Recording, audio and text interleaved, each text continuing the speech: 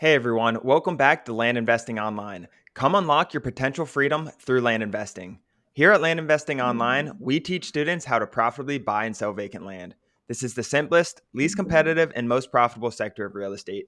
For more information, visit landinvestingonline.com. We even have a free Discord with tons of successful investors, including Ron and myself.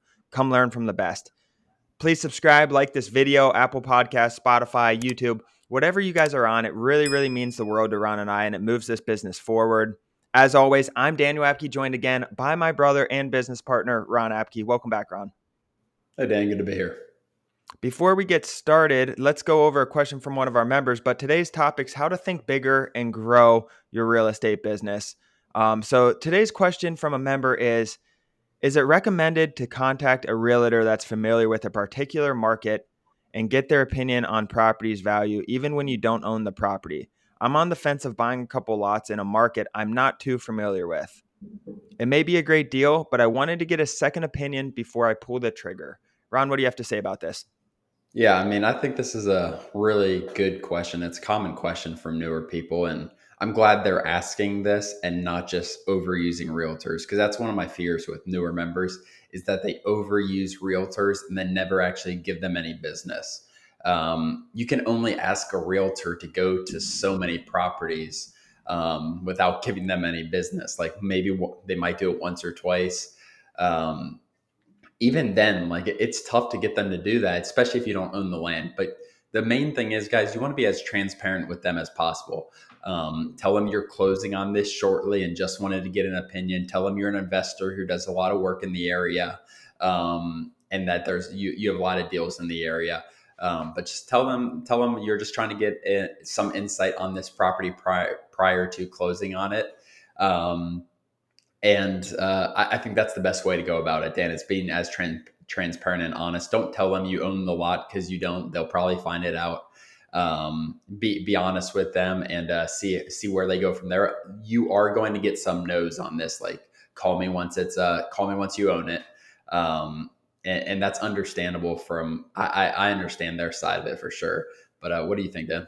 No, I completely agree. It's definitely you got to be careful when you haven't used a realtor before because you can burn those bridges. But honestly, like I look at it like if you're under contract with the person and you're looking to buy the property, they can definitely help on the front end of things once you've used them or even on the front end before. If you have it under contract and ready to go and you're actually serious about giving it to them, I wouldn't call them if you're not going to planning on using a good realtor. But if you have a good one and he goes there and he gets back with you on time and does everything he says and you end up buying it and give it to him, I mean, you're providing both. He's providing a lot of value to you and you're providing value to him from giving that future business. But the problem is when you send them to multiple properties and you're not actually buying these properties and you never give them business. And that's not really fair to them, although it is a part of their work. But I mean, I think you can go to them, be very transparent with them on the front end and just tell them maybe like, hey, do you mind looking at this online and looking at your comps and seeing maybe don't go there if you've never used them. Once you use them a few times, send them there. If you don't own it, maybe he can go there before you own it and you can be transparent and honest with them. But I think that's the biggest thing, just being honest. But that's Exactly. all I have to add to that. Let's get into the topic. Today's topic, how to think bigger and grow your real estate business. So this is a super interesting question. Um, I think we chose this topic just because it seems like there are people there's a few kind of people in the group, right? There's some people who want to start a land business, get profitable and make good money doing it, but only really work by themselves and not really grow the business. And then there are other people who are looking for really, really sustainable long-term businesses. They can hire, automate their processes, really build up a sustainable business and make a really big impact on the world. And I feel like there's a lot of those people in here in our group and just in general, people who want like me when I was looking for businesses. I I've always wanted businesses I can scale. I never wanted to stay small. So this topic's all about thinking bigger. Like how can we think bigger, make a bigger business, make a bigger impact, more positive impact on the world? And that's really what I wanted to start here with, Ron. Yeah, no, I like that a lot, and we're fine with the people in here who want a side hustle or something like that.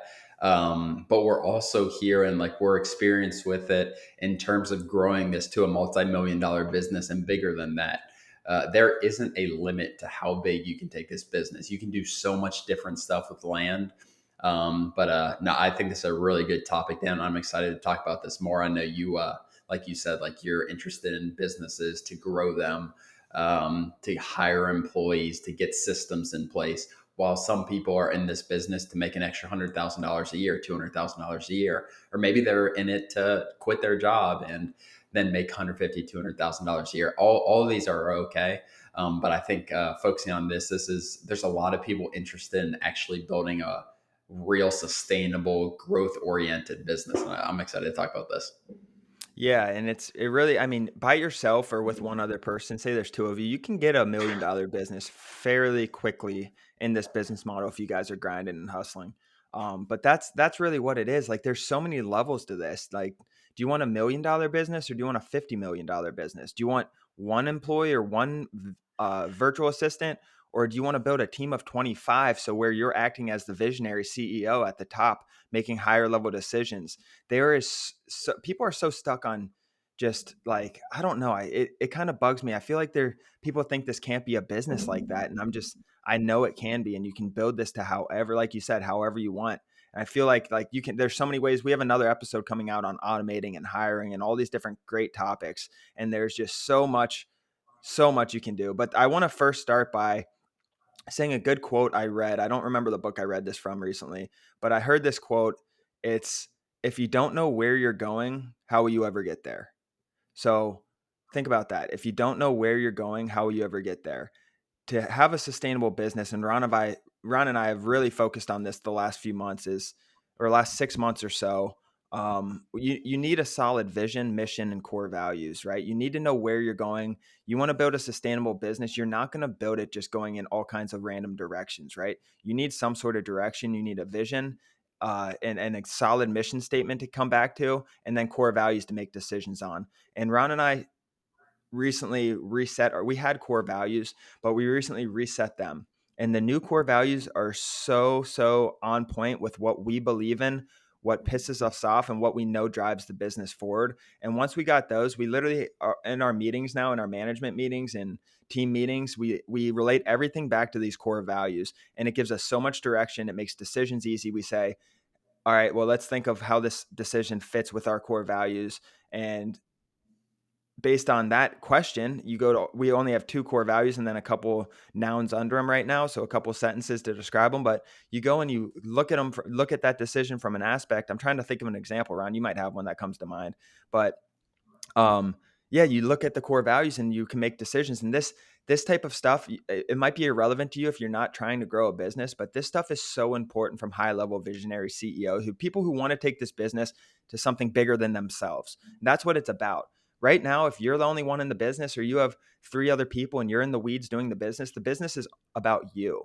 The business needs to be bigger than you. And to build a business bigger than you, you have to get out, step out of the weeds, become that visionary at the top.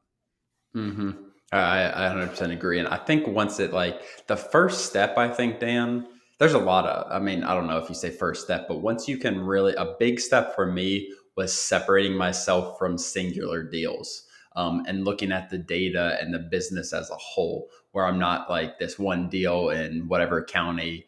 I'm upset because this happened with this deal. Like, no, we're going to look at the bigger picture. Like, how do we grow this? Another thing I see, Daniel, a lot of people struggling with at first, or like their just minds are in so many different places as far as how they're going to operate this business. Maybe they want to do improvements, maybe they want to do this and that and that, and they never actually singularly. You need to focus on something to start. Like Daniel said, you need to know where you are going. He was talking about it more in a core value sense and all that, and mission. But you need to be razor focused, whether it's an area or just buying and selling this acreage range. But if you're like, I can make money doing this and that, you got to become really good at something. What Daniel and I have been becoming really good at in this business, and we are expanding, but it takes a lot of time, is buying and selling land, evaluating deals, and getting things under contract. Like we are really good at that. We're really good at evaluating the deals once we get them and being quick. And that's what has made us so much money in this business is by sticking to that, by trying not to expand too fast. Like, yeah, we subdivide and do that stuff, but we've done that all very slowly. added it to our revenue stream. You don't want to remove one big revenue stream to add another one. Like it needs to be a slow process. Dan, I see that a lot with new members, whether they're trying to do acquisitions in 10 different ways. It's just a lot of different things and not focused on how to actually make money. Exactly. And there's so many ways in this world to make money. And so for land investing online, our mission is to unlock freedom to our members, right? To unlock freedom for you guys. And part of that is these podcasts that we do. I know we can expend our education in certain areas that aligns with our mission. We're helping unlock freedom. I mean, we have another episode on what is freedom, time freedom, financial freedom, and just really working for yourself, that type of freedom that we have.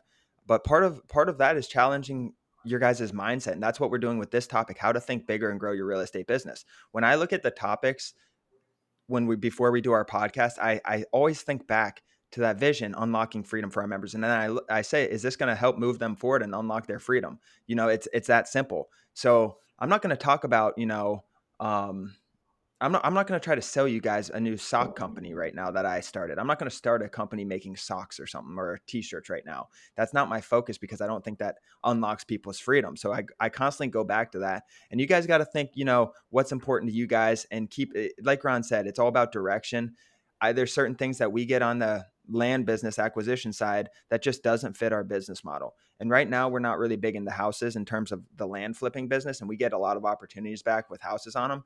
And honestly, I just say no right now because it's not our focus. Down the road, maybe, because there is something to that. But right now, it's like raw land. Like we're focused on raw land in a couple different areas, and we're getting very specialized in those areas. And there's just so much you can do in those areas too. Like we talk about marketing these letters, but like we're starting to go into texting and look at different things like paid ads online and different signs and remarketing with handwritten letters and all kinds of things we're looking at. Like there are a lot of ways to acquire land. You don't need to think you got to go to 28 different counties. You can really focus on a few counties, I think, once you really get big and up and going, because you can start marketing in so many different areas and acquiring land consistently in those areas. I really think there's more to that than we even talk about, Ron. Yeah, no, I agree, Dan, and it's something we're exploring. But at the end of the day, right now, what is making 98% of our money in terms of acquisitions is direct mail. So it needs to stay a focus in our Yes. business, and we just slowly add things, like I said, and it's a really big point that I want to get across to everyone here. And it's what we teach in the course. I mean, if you guys have different ways, like I was talking to I had a consultation yesterday, and I basically like they were asking like, is your course exactly how we need to do everything? And I said, no, it's a blueprint. Like we're going to give you guys a blueprint to be successful in this business. You can take and modify that blueprint for something that might work for you. Different counties are different. Like I told them, there's 3,100 counties or so. We can't teach you everything about every county in a course. It's not realistic, but we do give a really good blueprint for this. And that was the best way I could explain it. Like, I'm not going to be dishonest with that and say, like, yeah, you're going to know exactly everything what to do, every situation. We're going to cover it in the course because it's not realistic. It's not really possible from an education standpoint. Yeah, exactly. And we can get into a lot about that in the marketing aspect and things. But like Ron said, direct mail is still 98% of our business. The thing is, we're gonna have another episode on marketing, so I'm not even gonna start my rant on that. Um, let's talk about selling a business, because I want to talk about today's state of the land flipping business versus the future state of the land flipping business, because a lot of people, this topic is think bigger, right? So part of thinking bigger is selling a business or building a business to eventually sell, building a business bigger than you. You can't sell yourself, right? So you got to put all the different automations, processes, employees, hiring, firing, or your standard operating procedures in place, put everything in place. But let's talk about how to sell a business. And I want to start with that. So right now, if I were to list my land business, would I be able to sell it? I don't know. It's so early in the land flipping business that there's not a lot of people that know about it, which means there's going to be less buyers generally. I think as time goes on and it gets more and more bigger, really when it just gets bigger and more people know about it, more well known. I look at it like the wholesaling business. I know someone who sold their wholesaling business for multiple $1 million. They're doing the same exact thing as us pretty much, besides not buying the properties. It is less sustainable than this business model. period. It is less sustainable than this business model. We are pricing mailers, acquiring, sending offer letters. They aren't doing any of this. They're literally having people just cold call, getting properties under contract. It actually kind of blew my mind that they sold that business. But one of the reasons they could sell that business, when I think about it, is because they became sustainable, because all of their processes, all their systems, they have set investors on the buy side, so they know they can sell a property within 3 days. And I think eventually, if you automate your business, have employees, have systems in the land flipping business, there's no reason you can't sell this business. There is zero reason. There's investors, business people out there who want profitable businesses. If you have everything in place and you're the acting CEO at the top and everyone's under you, all below, and you have all your procedures, there's no reason you can't sell this. Someone's going to buy that, walk in, and make a boatload of money, right? It's just like Mhm. any other business except more profitable. And if you have everything in place, there's no reason it shouldn't sell. Do you agree with that, Ron? 100%. And like if we're profiting $2 million a year, like that business is going to be worth $10 million if the processes are there. I don't know the exact numbers, Dan. You're probably better at that. I think 10 million at least. I would guess more than 10 million if it's profiting 2 million a year after expenses. So I mean, if that's your mindset is really growing, like you need to get in the mindset of what do I need to do, even if you don't plan on selling your business ever. Get in the mindset and go look up wholesaling businesses that are selling. Like, go look it up. There's things for sale for millions of dollars, wholesaling businesses, flipping businesses, but they have the systems in place. And if that's your goal or long term vision, is growing it big, like you need to start right now as far as like, what do I need to do to remove myself? Like Dan said, you can't sell yourself. Like maybe you work for 3 months and help the transition out. Um, but if you're doing everything on a day-to-day basis, and even if you're profiting $500,000 a year, $1 million a year, it's not sellable because it's reliant on you, and not reliant on the business's processes, employees, and that stuff, Dan. And you see all these local businesses, restaurants, mechanic shops. I'm trying to think. These businesses just shut down when they're like retired. They just shut down and they'll sell the Mhm. assets to the business, but not the business. And it makes me sad because they worked 40 years at this business and they didn't have their, which is fine if they're happy. Like you don't need, there's not one way to do something, but I'm sure everyone wants an exit check, right? I sold a business I sold a business. Was that last year or 2 years ago? I'm getting confused, I think it was but I last year, sold a Dan. business recently. I think it was last year. Yeah, it was last year, and that exit check's nice. Like you worked for that. And I would hate to just close something down that you worked so hard for. But think of an like a mechanic or someone who's changing oils. There's a ton of those local little mechanic shops, right? They shut down and sell their building or whatever if they own it, or sell their assets under that building, but they're not selling a business. Think of a Jiffy Lube now, or what's another oil company, something like that. But think of a Jiffy Lube. That's a national franchise. They scaled it to a point where they can replicate it. They have a system. They have a manual. It's a franchise, I'm sure. They have a manual of, how to do every single thing that they do. And then it's up to the franchise owner to be that CEO at the top, follow those procedures, hire people under him, hire managers, but they're just following a template, a book. And it's crazy to see, like, one person can see it as they need to do all the work and there's no way to scale it. And the other person can own 2,000 franchises across the country, which it just shows how many levels there are. This is no different than any other business. If there's one thing I want you to take away, it's from this episode, it's you can scale this however you want. You can make this you could really land. This is land in the United States. You can make this as big as you want. I don't even want to say $1 billion, because you can make it bigger than that if you want. You can do so much with land. Like, this business can be massive. So I want you to walk away with that. You can take this however you want it.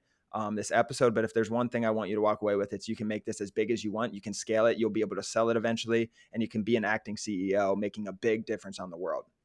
hmm And I think like you got to decide for yourself. And it really is like, what do you want from this business? Do you want a working income where you're like, that's our goal. That's why we want to hire people and we want to hire the best people.